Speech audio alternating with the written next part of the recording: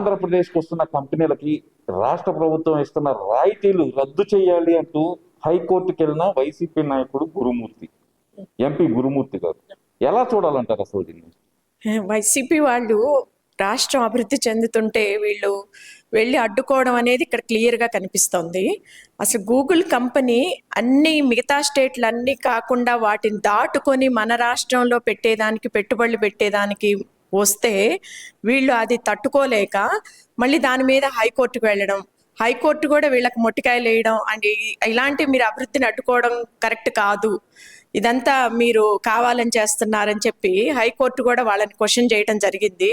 అసలు దీన్ని బట్టి ఏం అనుకోవాలి మనం అంటే, ఈ వైసీపీ గవర్నమెంట్ రాష్ట్ర అభివృద్ధిని అడ్డుకోవడానికి ప్రయత్నం చేస్తోంది. రాష్ట్ర అభివృద్ధి చెందడం అనేది వీళ్ళకి ఇష్టం లేదు.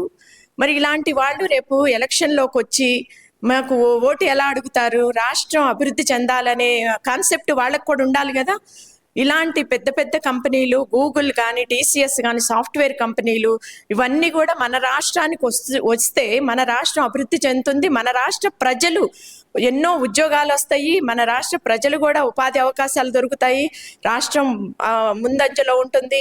ఇవన్నీ ఆలోచించి ఎంతో కష్టపడి సాఫ్ట్వేర్ కంపెనీలన్నిటిని కూడా తీసుకొచ్చి నారా చంద్రబాబు నాయుడు గారు కానీ ఆయన బ్రాండ్ ఇమేజ్ తోటి మిగతా రాష్ట్రాలను కూడా కాదని మన ఆంధ్ర రాష్ట్రానికి తీసుకొచ్చే పరిస్థితుల్లో వీళ్ళు ఇప్పుడు దాని మీద మళ్ళీ అడ్డుకోవడం, ఎక్కడ పేరు వస్తుందో చంద్రబాబు నాయుడు గారికి, లోకేష్ గారికి, రాష్ట్రం ఎక్కడ అభివృద్ధి చెందుతుందో అన్న ఇదితోటి వాళ్ళు మళ్ళీ హైకోర్టులో పిటిషన్ వేయడం, మళ్ళీ గూగుల్ కంపెనీకి దాంట్లో ఇంకా ఏదో చూపించాలి జనాల కోసం, జనాలకి తక్కువ ధరకి వాళ్ళు భూములు ఇస్తున్నారని చెప్పి దాని మీద వాళ్ళు హైకోర్టుకి వెళ్ళడం.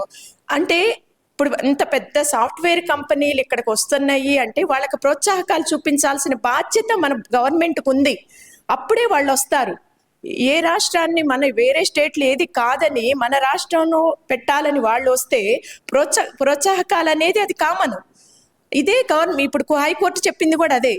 ఇదంతా ప్రభుత్వ నిర్ణయం తీసుకొని స్టేట్ అభివృద్ధి చెందడంలో ప్రభుత్వం నిర్ణయం తీసుకునే బాధ్యత ప్రభుత్వానికి ఉంది. దాన్ని ఎవరు అడ్డుకోవడానికి లేదు. ఈవెన్ హైకోర్టు కూడా అడ్డుకోవడానికి లేదు. ఇది మేము ఇది వాళ్ళ మీద ఇది కాదని చెప్పడానికి మాకు లేదు.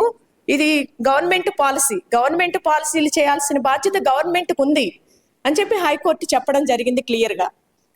అంటే ఇప్పుడు వాళ్ళు అంటుంది ఏంటంటే, గతంలో చూసాం గూగుల్ డేటా సెంటర్ ఆంధ్రప్రదేశ్కి రావటం మా ఘనతే అని చెప్పుకున్నారు. మరి ఇప్పుడు అదే గూగుల్ డేటా సెంటర్ మీద కేసు వేశారు.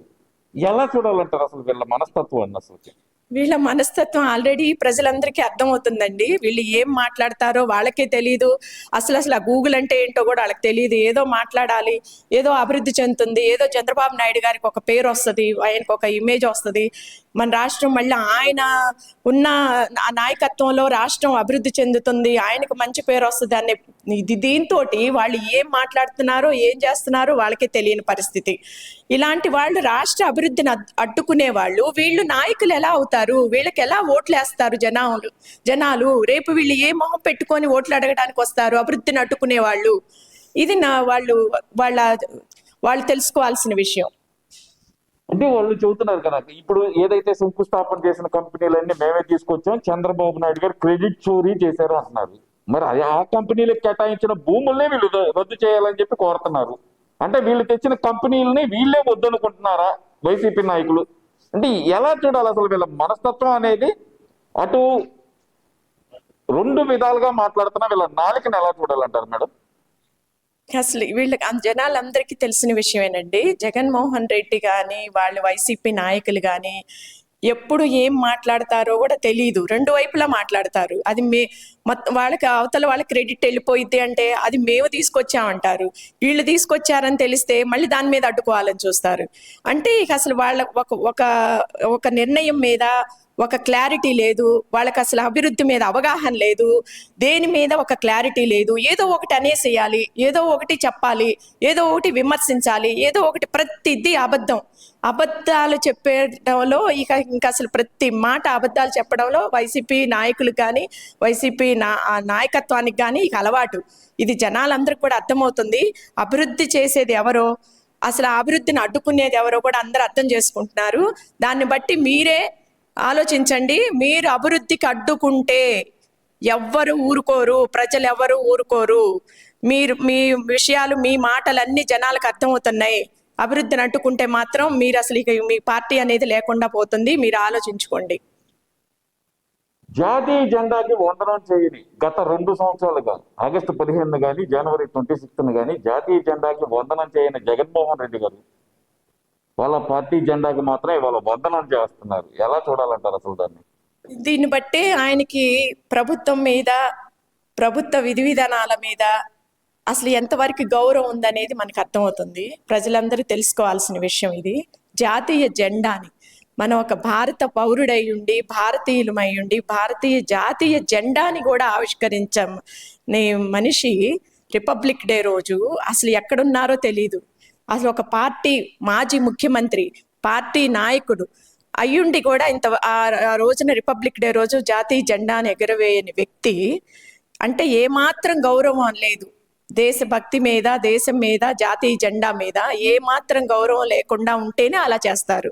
అలాంటిది ఇప్పుడు పార్టీ వైసీపీ జెండాను ఆవిష్కరించడం అంటే ఇంకంతా అంటే ఇదంతా ఒక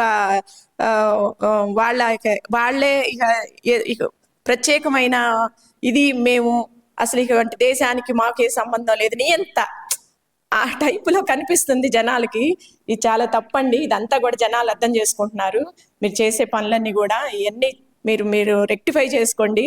రాష్ట్ర అభివృద్ధి మాత్రం మీరు అడ్డుకోవాకండి. మళ్ళీ చెప్తున్నాము, రాష్ట్ర అభివృద్ధిని మాత్రం అడ్డుకోవద్దు. అభివృద్ధిని అడ్డుకుంటే మీ పార్టీ ఉండదు. నిన్న ప్రెస్ మీట్ లో మాట్లాడుతూ ఈ కూటమి ప్రభుత్వం వచ్చిన తర్వాత మహిళలకు రక్షణ లేకుండా పోయింది అంటూ ఒక మాట అయితే మాట్లాడారమ్మా జగన్మోహన్ రెడ్డి గారు. నిజమే అంటారా అది? లేదండి, మహిళలకి రక్షణ అనేది ఒక్క తెలుగుదేశం పార్టీలోనే సాధ్యం. మహిళల్ని గౌరవించడం కానీ, మహిళల్ని రక్షణ కల్పించడం కానీ, మహిళలకు అన్ని రకాలుగా అండగా ఉండి వాళ్ళని ఒక ఉపాధి అవకాశాలు కల్పించి వాళ్ళకి ధైర్యాన్ని, గౌరవాన్ని, భద్రతని ఇచ్చేది తెలుగుదేశం పార్టీ. ఇంకా ఏ పార్టీలో కానీ ఈ వైసీపీ పార్టీలో, గవర్నమెంట్లో మనం ఇంతకు ముందు చూసాం. గత 5 సంవత్సరాలు ఎన్నో జరిగినాయి. మహిళలను అవమానించటము, అసలు సోషల్ మీడియాలో ఎవరిని ఏ రకంగా మాట్లాడుతున్నారో సొంత కుటుంబ సభ్యులనే మాట్లాడిన సందర్భం. అలాంటిది ఇంకా మామూలు మహిళలకి, సమాజంలో ఉన్న మహిళలకు మీరు ఏం గౌరవాన్ని ఇస్తారు? సొంత కుటుంబాన్ని గౌరవించలేని వాళ్ళు మిగతా మహిళలకి ఎలా గౌరవం ఇస్తారు? ఇంకా మిగతా వాళ్ళకు కూడా అంతే, భద్రత కూడా ఉండదు కదా. మీరు పెట్టిన దిశ చట్టము, దాన్ని చట్టపరం చేయటమే మీ వల్ల కాల. ఊరికే దిశ పెట్టాము అని చెప్పి మీరు ఊరికే దాన్ని చేయాలని చూశారు, దాన్ని పబ్లిసిటీ చేయాలని చూశారు, కానీ చట్టబద్ధం చేయలా. అది జనాలకు తెలియదు అనుకుంటున్నారు. కానీ తెలుగుదేశం పార్టీ కూటమి ప్రభుత్వం వచ్చిన తర్వాత శక్తి యాప్ అనేది తీసుకొచ్చి ప్రతి మహిళకి భద్రత కల్పించి వాళ్ళకి మేము అండగా ఉన్నాము, వాళ్ళ గౌరవాన్ని కాపాడాలి అని మహిళల కోసం ఎంతో కృషి చేస్తున్నటువంటి తెలుగుదేశం పార్టీ ప్రభుత్వం. ఈ వీడియో నచ్చితే లైక్ చేయండి. అలాగే మా ఛానల్ ని ఫస్ట్ టైం కనుక చూస్తున్నట్టయితే ఇప్పుడే సబ్స్క్రైబ్ చేసుకుని పక్కనే ఉన్న గంట సింబల్ ని యాక్టివేట్ చేసుకోండి. అప్పుడే మేము పెట్టే ప్రతి వీడియో మీకు నోటిఫికేషన్ గా వస్తుంది. అలాగే ఈ వీడియో పూర్తిగా చూసినందుకు ధన్యవాదాలు.